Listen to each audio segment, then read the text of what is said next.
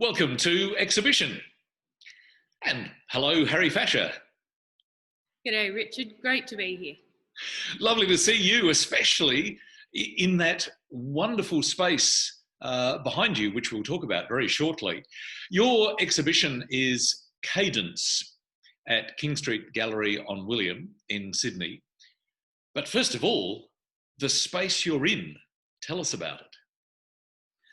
It's an extraordinary space, Richard. I have to be one of the luckiest artists on the planet, I think.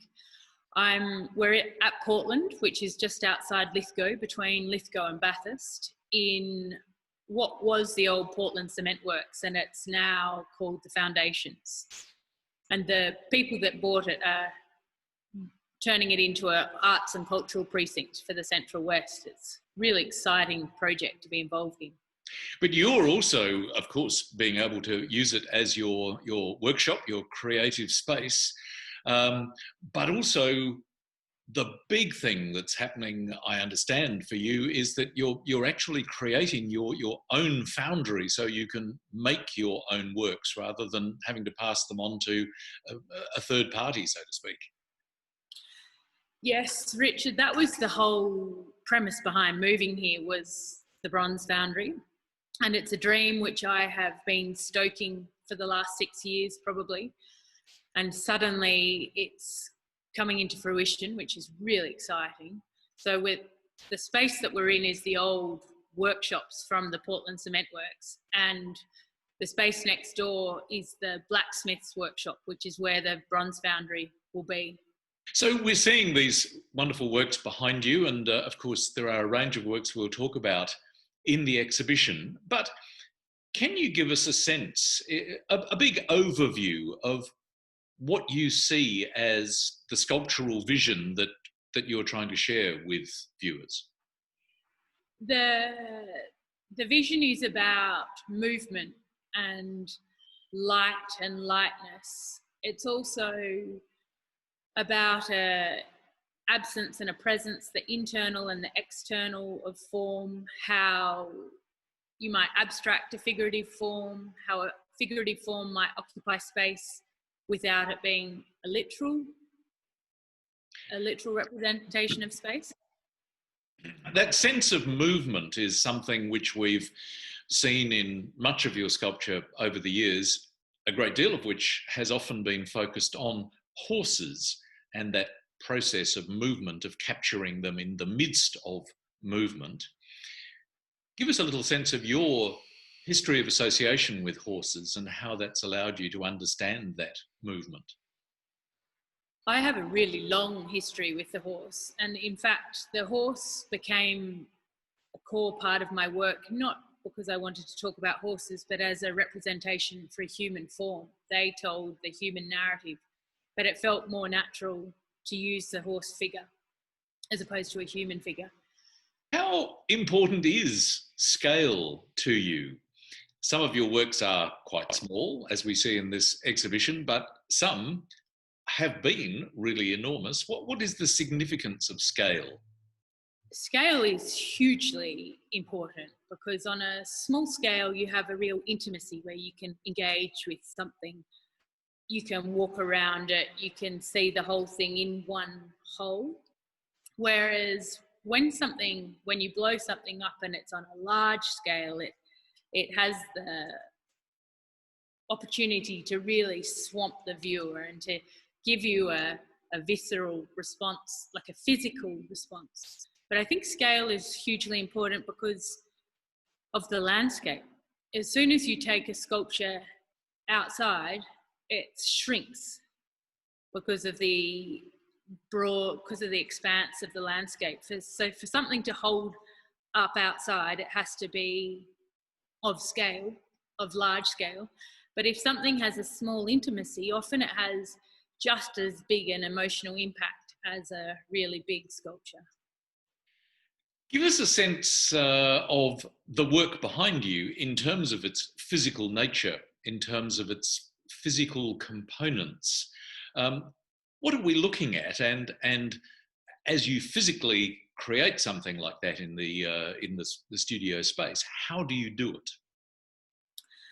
This work has several components. I'll just shift over and you can see there's a concrete block there just behind my shoulder. So it's got a 200 kilo concrete block in it, 32 kilos of bronze, which is the greenish figure that you can see over my shoulder. And it also has steel plate that we've bent. I had that rolled, and steel I-beams. So it's 3 materials, concrete, steel and bronze.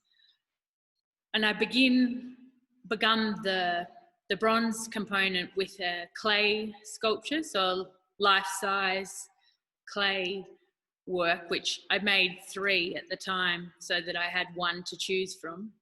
And then it's very labour intensive. We made a silicon mould from the clay. We made took a wax from the silicon mould, and then I rework the wax. So when I take the wax, I cut big components out or add in, melt in, use sticks to support it in certain places, or add in, it's got some local grasses in it, which I've melted in various places to disguise seams or what have you.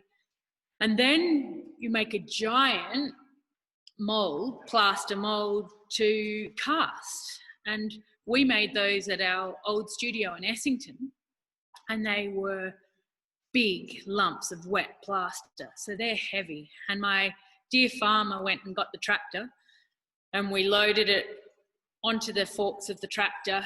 We wheeled it to the edge of the studio, which was very precarious, onto the forks of the tractor, onto the back of the ute, and down to Canberra to cast it. So it's no mean feat. And of course, that's the beginning. Then you end up with the bronze and you bring it back, metal finish it, weld it back together, and then hang the figure from a block and tackle while I'm working out how the rest of the sculpture fits together. It's wonderful to understand from you how the process works, because one can just imagine all of that, but to hear you explain it is fantastic. I don't know that the explanation does the process much, gives it much credit. It's huge. It looks wonderful. And again, just going back to that question of scale to some extent, and going to some of the smaller works in the exhibition, many of them are entitled study. So there's rhythm studies of various numbers, and that process of study, does that mean that you're exploring a particular theme closer time and time again?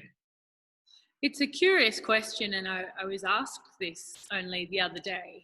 I don't know that I'd really thought of the implication, but I made those works together, and they were an experimental, playful exercise. They have a lightness and a real exploratory nature.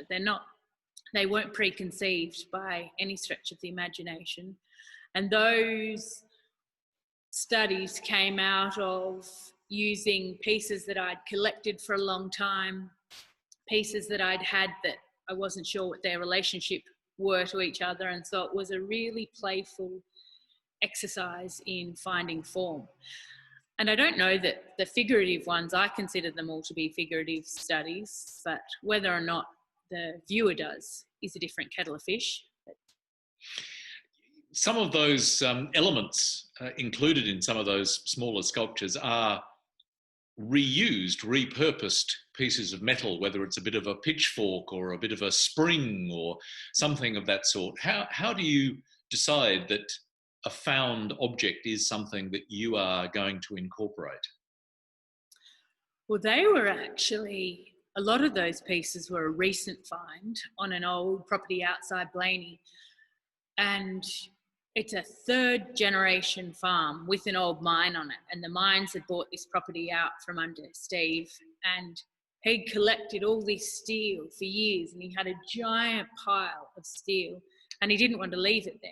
And so we went with the truck. We went twice with a truck and a trailer, and we raided the pile. And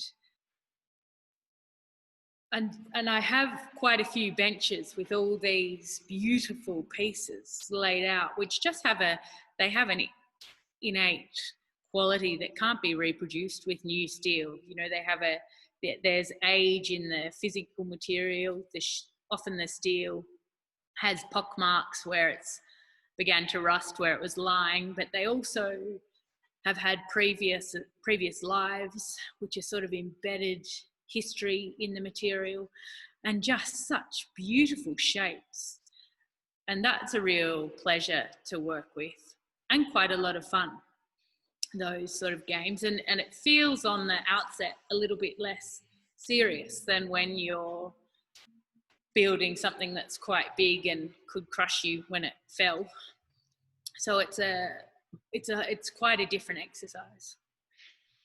You mentioned a little while ago sculpture by the sea, and although of course it's not specifically part of this exhibition, that work in 2019 was Voices of Dawn. Is that right? With Voices at Dawn. Voices the Fates. Yes. Yeah, it was a sculpture of the three fates. Give us a little sense of that work and perhaps how those figures might resonate through some of the works in this exhibition. It always really linked together. I started making this whole body of work very early last year in preparation for Sculpture by the Sea, which is where the small figures have come from. They were the initial studies. And it's about the story of living, really, and fate, and living life to its utmost, not waiting for things to come your way, but following dreams and following passions and making life happen. The fates, the three figures, tell the story of spinning the thread of life, measuring the thread of life, and then cutting it. And curiously, I have reworked the third fate, which is the one that cuts it. And I wonder if that's going to bring on a bit more longevity, Richard. I was having a laugh to myself the other day. I was just going to say that the title of that is Forever and No Time at All, which does seem very much a reference to available time. And also a reference to how she was made, because it was a long period of resolving the sculpture. And then when I finally got to the resolution, boom, boom, boom, boom, it took no time at all, you know. But it's a musical reference. When one finds a resolution the right way to be, presumably that's what one wants in a self-portrait, you know, a sense that you have actually resolved yourself somehow. And there is a self-portrait in this exhibition, which you've called Self-Portrait After Pina. Give us a little bit of a sense. It's a very angular, interesting, long-limbed piece. It's interesting that you would describe it as a resolution of self. I think perhaps it is more descriptive of my precarious approach to life. She's a figure suspended on three long timber limbs, and it's very comfortable work, but it also has balance and strength with lightness. You know, it has a very delicate way that it touches the ground, because of course sculpture, unlike a lot of painting, is all about a relationship to the ground, about weight. And it's almost weightless, that work. It has a real elevation. Let's go to another work which I'm fascinated by in the sense of its relationship with gravity. It appears to be a figure or part of a figure that is almost, if you like, suspended outside a window or suspended outside an armature. It's the work Trust. How do you find the forces in something like that work? Trust is a very interesting work. It actually came to fruition quite quickly.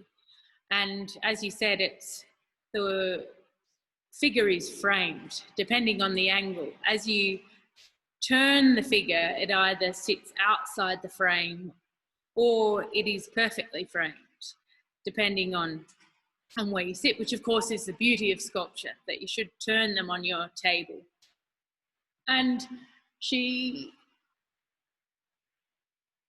it was described as inside, outside, this notion of framing, which I've used a lot with the horses, this notion of creating a pictorial picture frame, the notion of containing something rather than having it like the After Pina work, which has no sense of containment.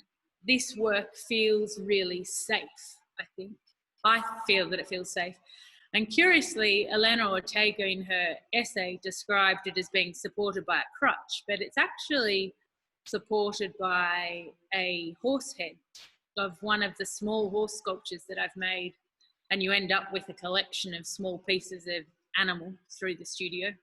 Mm. And it has a horse head that supports the figure, which is actually why I called it trust, because there's that beautiful relationship between horse and figure.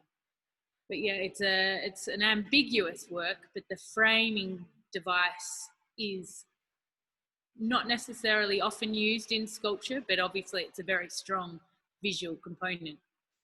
You mentioned your self-portrait after Pina being something where there was maybe a sense of balance on those very long, spindly constructions.